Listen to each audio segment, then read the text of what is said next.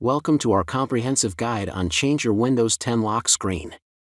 In this tutorial, we'll walk you through the step-by-step process of changing and personalizing your lock screen to reflect your unique style and preferences.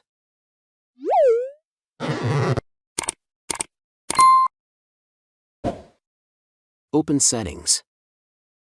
Then Ease of Access.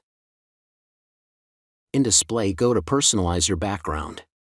In Lock Screen, you can choose your picture.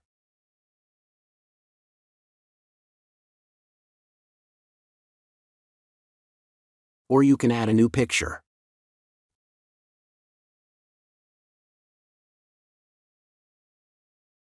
Also, you can add slideshow.